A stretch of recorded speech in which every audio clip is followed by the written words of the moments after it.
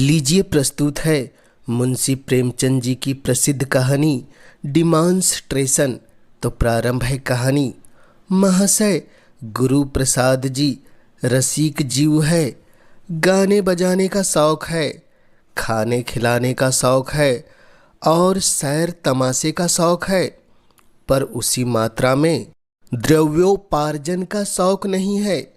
यूं वह किसी के मोहताज नहीं है, भले आदमियों की तरह है और है भी भले आदमी, मगर किसी काम में चिमट नहीं सकते। गुण होकर भी उनमें लस नहीं है। वह कोई ऐसा काम उठाना चाहते हैं जिसमें चटपट कारू का खजाना मिल जाए और हमेशा के लिए बेफिक्र हो जाए। बैंक से 6 माही सूद चला आए, खाए और मज़े से पड़े रहे। किसी ने सलाह दी नाटक कंपनी खोलो, उनके दिल में बात जम गई। मित्रों को लिखा, मैं ड्रामेटिक कंपनी खोलने जा रहा हूँ, आप लोग ड्रामे लिखना शुरू कीजिए। कंपनी का प्रॉस्पेक्टस बना। कई महीने उसकी खूब चर्चा रही। कई बड़े बड़े आदमियों ने हिस्से खरीदने के वादे किए, लेकिन न हिस्से बिके न कंपनी खड़ी हुई। हाँ, इसी धुन में गुरु प्रसाद जी ने एक नाटक की रचना कर डाली और यह फिक्र हुई कि इसे किसी कंपनी को दिया जाए। लेकिन यह तो मालूम ही था कि कंपनी वाले एक ही घाघ के होते हैं। फिर हर एक कंपनी में उसका एक नाटककार भी होता है। वह कब चाहेगा कि उसकी कंपनी में किसी बाहरी आदमी का प्रवेश हो। वह इस रचना में तरह तरह के ऐब निकालेगा और कंपनी के मालिक को भड़का देगा। इसलिए प्रबंध किया गया कि मालिकों पर नाटक का कुछ ऐसा प्रभाव जमा दिया जाए कि नाटककार महोदय की कुछ दाल न गल सके। 5 सज्जनों की एक कमेटी बनाई गई। उसमें सारा प्रोग्राम विस्तार के साथ तय किया गया और दूसरे दिन 5 सज्जन गुरु प्रसाद जी के साथ नाटक दिखाने चले। तांगे आ गए, हारमोनियम, तबला आदि सब उस पर रख दिए गए, क्योंकि नाटक का डिमॉन्स्ट्रेशन करना निश्चित हुआ था। सहसा विनोद बिहारी ने कहा, यार, तांगे पर जाने में तो कुछ बदरोबी होगी। मालिक सोचेगा यह महाशय यूं ही है। इस समय 5-10 रुपए का मुंह न देखना चाहिए। मैं तो अंग्रेजी की विज्ञापनबाजी का कायल हूँ कि रुपए में 15 आने उसमें लगाकर शेष 1 आने में रोजगार करते हैं। कहीं से 2 मोटरें मंगानी चाहिए। रसिक लाल बोले, लेकिन किराए की मोटरों से वह बात न पैदा होगी जो आप चाहते हैं। किसी रईस से 2 मोटरें मांगनी चाहिए। मारिस होया नए साल की आस्टीन। बात सच्ची थी। भेष से भीख मिलती है। विचार होने लगा कि किस रईस से याचना की जाए। अजी, वह महाखूसट है। सवेरे उसका नाम ले लो तो दिन भर पानी न मिले। अच्छा, सेठ जी के पास चले तो कैसा? मुंह धो रखिए। उसकी मोटरें अफसरों के लिए रिजर्व है। अपने लड़के तक को कभी बैठने नहीं देता। आपको दिया देते हैं तो फिर कपूर साहब के पास चले। अभी उन्होंने नई मोटर ली है। अजी, उसका नाम न लो, कोई न कोई बहाना करेगा। ड्राइवर नहीं है, मरम्मत में है। गुरु प्रसाद ने अधीर होकर कहा, तुम लोगों ने तो व्यर्थ का बखेड़ा कर दिया। तांगे पर चलने में क्या हरज था? विनोद बिहारी ने कहा, आप तो घास खा गए हैं। नाटक लिख लेना, दूसरी बात है और मामले को पटाना दूसरी बात है। रुपये पृष्ठ सुना देगा, अपना सा मुँह लेकर रह जाओगे। अमरनाथ ने कहा, मैं तो समझता हूँ मोटर के लिए किसी रईस की खुशामद करना बेकार है। तारीफ तो जब है कि पाँव पाँव चले और वहाँ ऐसा ऐसा रंग जमाए कि मोटर से भी ज़्यादा शान रहे। विनोद बिहारी उछल पड़े, सब लोग पाँव पाँव चले। वहाँ पहुंचकर किसी तरह बातें शुरू होगी, किस तरह तारीफों के पुल बांधे जाएंगे, किस तरह ड्रामेटिस्ट साहब को खुश किया जाएगा, इस पर बहस होती जाती थी। हम लोग कंपनी के कैंप में कोई 2 बजे पहुँचे। वहाँ मालिक साहब, उनके एक्टर, नाटककार सब पहले से ही हमारा इंतजार कर रहे थे। पान, इलायची, सिगरेट मंगा लिए थे। ऊपर जाते ही रसिक लाल ने मालिक से कहा, क्षमा कीजिएगा, हमें आने में देर हुई।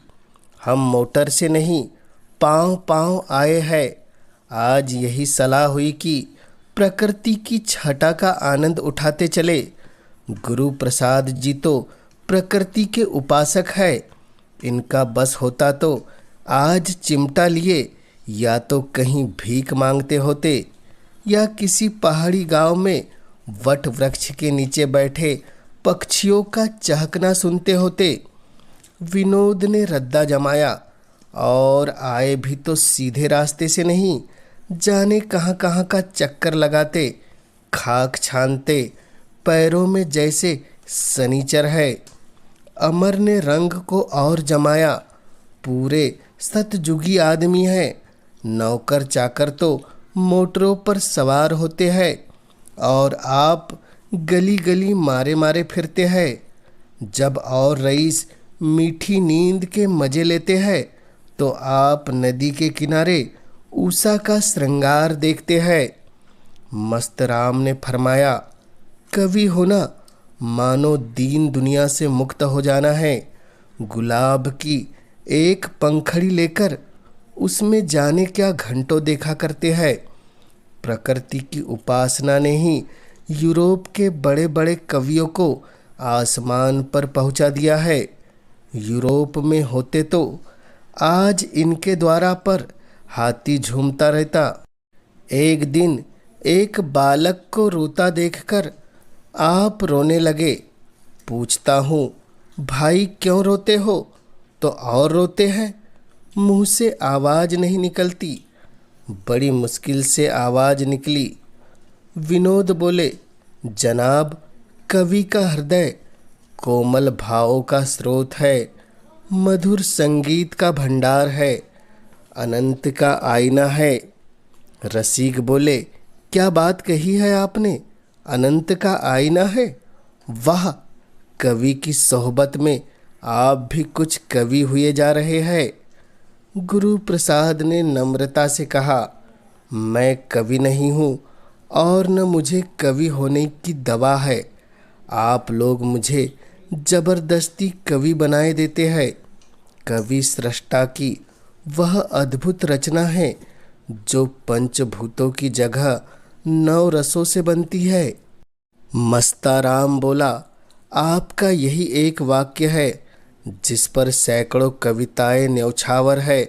सुनी आपने रसिकलाल जी, कवि की महिमा याद कर लीजिए, रट डालिए।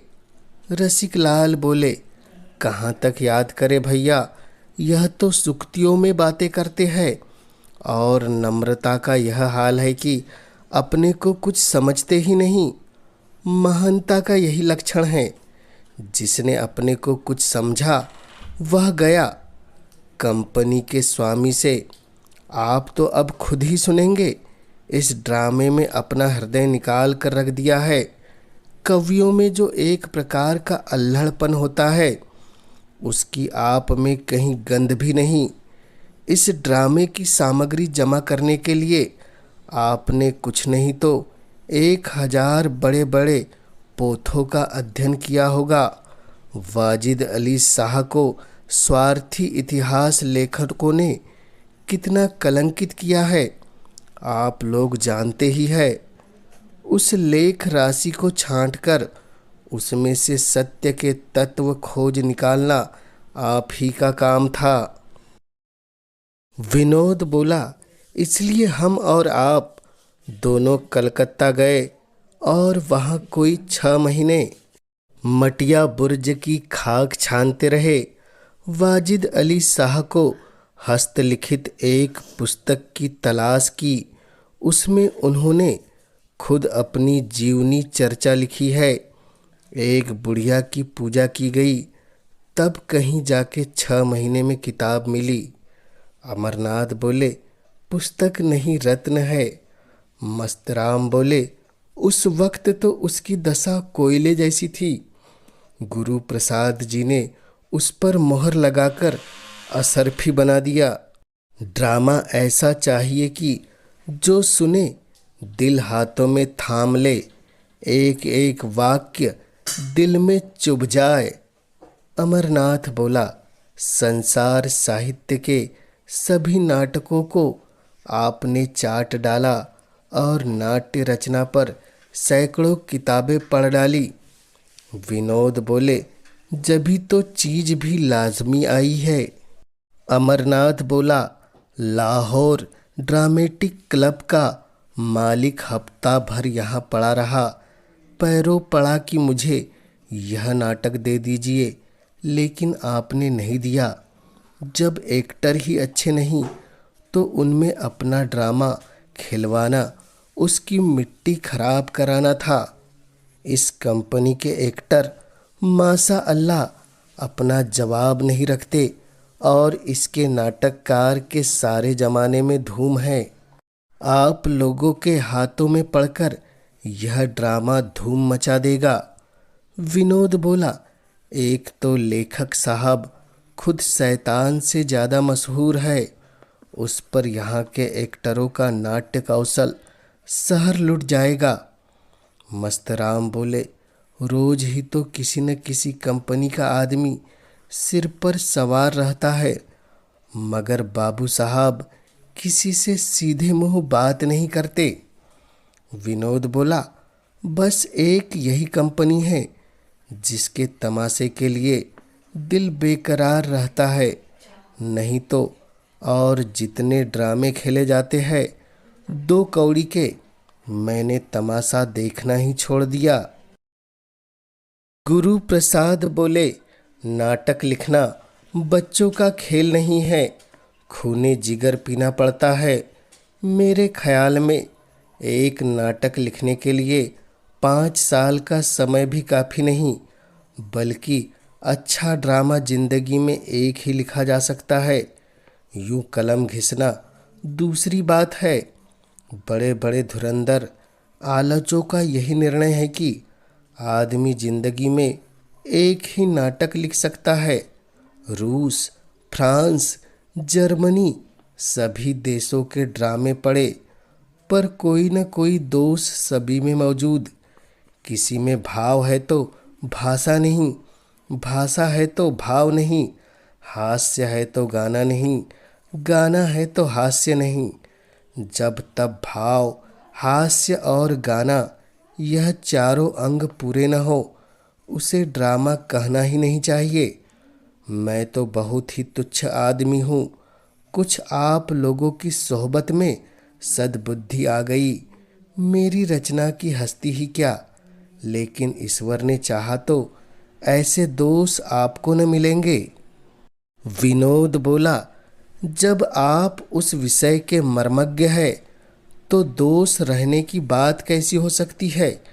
रसिकलाल बोले, 10 साल तक तो आपने केवल संगीत कला का अभ्यास किया है, घर के हजारों रुपए उस्तादों को भेंट कर दिए, फिर भी दोष रह जाए तो दुर्भाग्य है। अब रिहर्सल शुरू हुई। वाह वाह हाय का तार बंधा। कोरस सुनते ही एक्टर और प्रोप्राइटर और नाटककार सभी मानो जाग पड़े। भूमिका ने उन्हें विशेष प्रभावित किया था, पर असली चीज सामने आते ही आंखें खुली, समा बंध गया। पहला सीन आया। आंखों के सामने वाजिद अली शाह के दरबार की तस्वीर खिंच गई। दरबारियों की हाजिर जवाबी और फड़कते हुए लतीफ़े। वाह वाह, क्या कहना है! क्या वाक्य रचना थी, क्या शब्द योजना थी! रसों का कितना सुरुचि से भरा हुआ समावेश था। तीसरा दृश्य हास्यमय था। हंसते हंसते लोगों की पसलियां दुखने लगी। स्थूलकाय स्वामी के संयत अविचलता भी आसन से डिग गई। चौथा सीन करुणजनक था। हास्य के बाद करुणा, आंधी के बाद आने वाली शांति थी।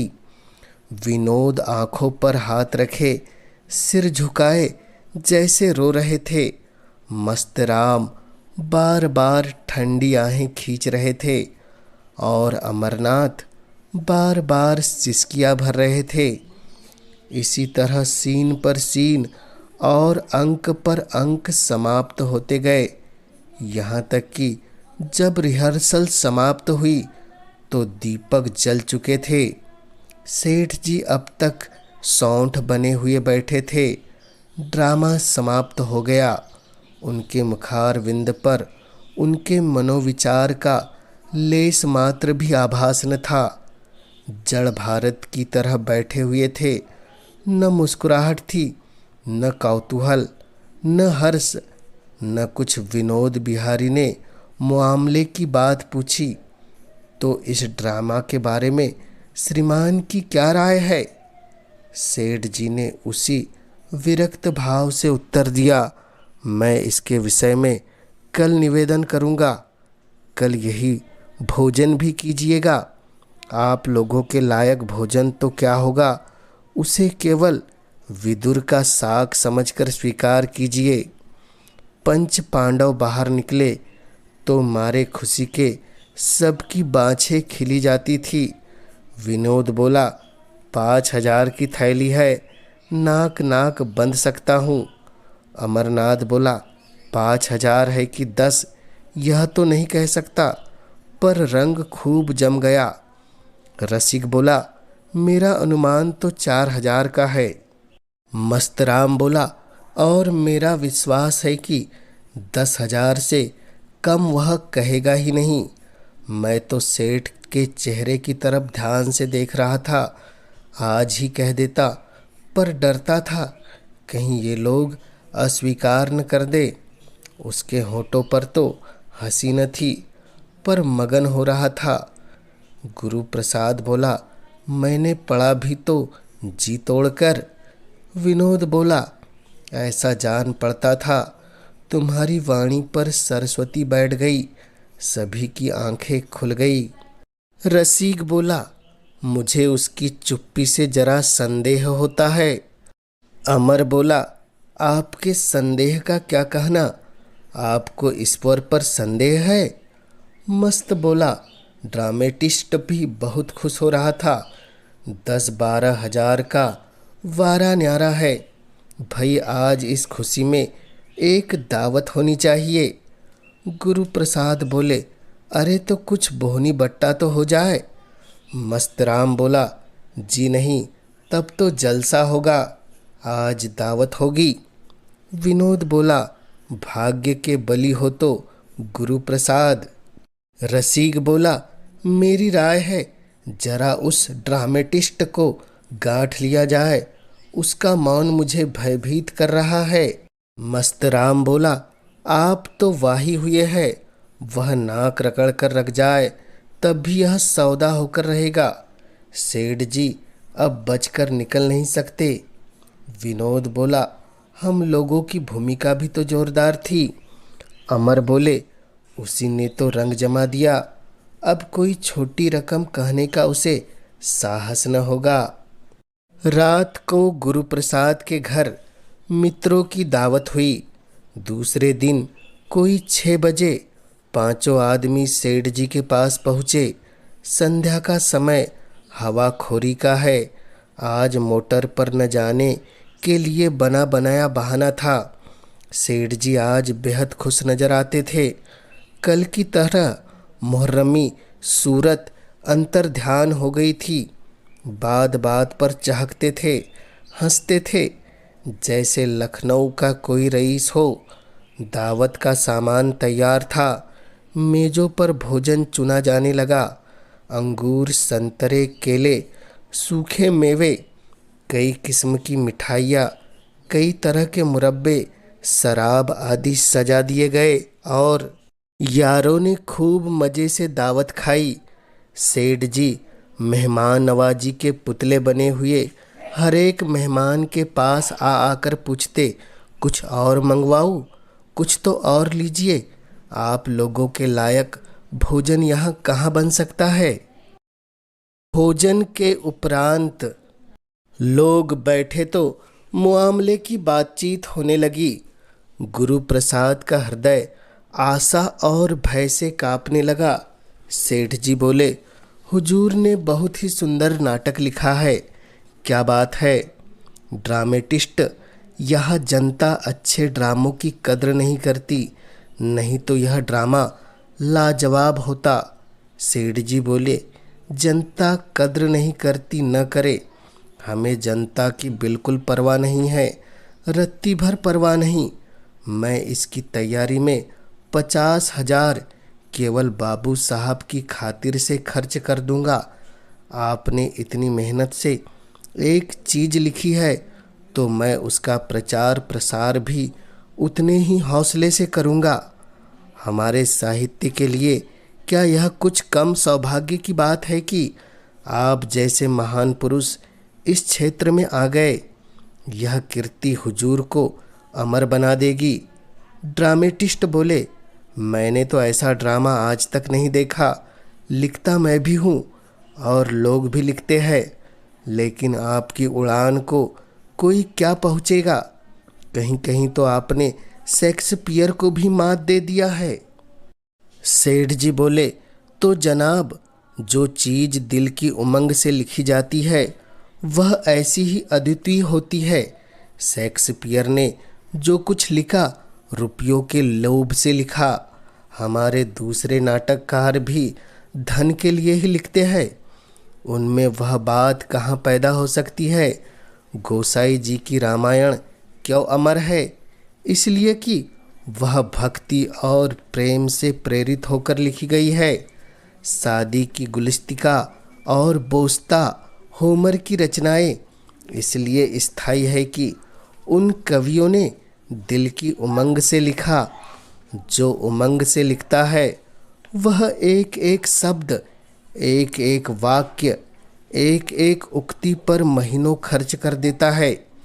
धन की इच्छा को तो एक काम जल्दी से समाप्त करके दूसरा काम शुरू करने की फिक्र होती है। ड्रामेटिस्ट बोला, आप बिल्कुल सत्य कह रहे हैं। हमारे साहित्य की अवनति केवल इसलिए हो रही है कि हम सब धन के लिए या नाम के लिए लिखते हैं। सेठ जी बोले, सोचिए, आपने 10 साल केवल संगीत कला में खर्च कर दिए। लाखों रुपये कलावतों और गायकों को दे डाले होंगे। कहाँ कहाँ से और कितने परिश्रम और खोज से इस नाटक की सामग्री एकत्रित की। न जाने कितने राजों महाराजों को सुनाया। इस परिश्रम और लगन का पुरस्कार कौन दे सकता है? ड्रामेटिस्ट बोले, मुमकिन ही नहीं। ऐसी रचनाओं के पुरस्कार की कल्पना करना ही उनका अनादर करना है। इनका पुरस्कार यदि कुछ है तो वह अपनी आत्मा का संतोष है। वह संतोष आपके एक एक शब्द से प्रकट होता है।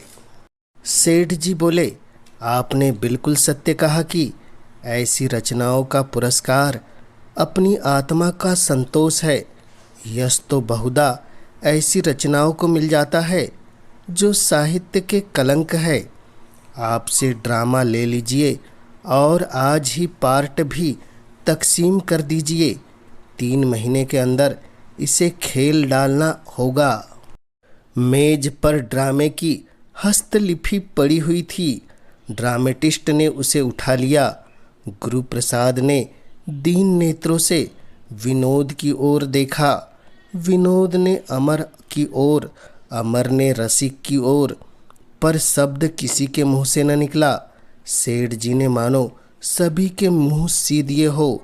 ड्रामेटिस्ट साहब किताब लेकर चल दिए। सेठ जी ने मुस्कुराकर कहा, हुजूर को थोड़ी सी तकलीफ और करनी होगी। ड्रामे की रिहर्सल शुरू हो जाएगा तो आपको थोड़े दिनों कंपनी के साथ रहने का कष्ट उठाना पड़ेगा। हमारे एक्टर अधिकांश गुजराती है, वह हिंदी भाषा के शब्दों का उच्चारण नहीं कर सकते। कहीं कहीं शब्दों पर अनावश्यक जोर देते हैं। आपकी निगरानी से यह सारी बुराइयां दूर हो जाएगी। एक्टरों ने यदि पार्ट अच्छा न किया तो आपके सारे परिश्रम पर पानी पड़ जाएगा। यह कहते हुए उन्होंने लड़के को आवाज़ दी, बॉय, आप लोगों के लिए सिगार लाओ। सिगार आ गया। सेठ जी उठ खड़े हुए। यह मित्र मंडली के लिए विदाई की सूचना थी। पांचों सज्जन भी उठे। सेठ जी आगे आगे द्वार तक आए, फिर सबसे हाथ मिलाते हुए कहा, आज इस गरीब कंपनी का तमाशा देख लीजिए, फिर यह संयोग न जाने कब प्राप्त हो।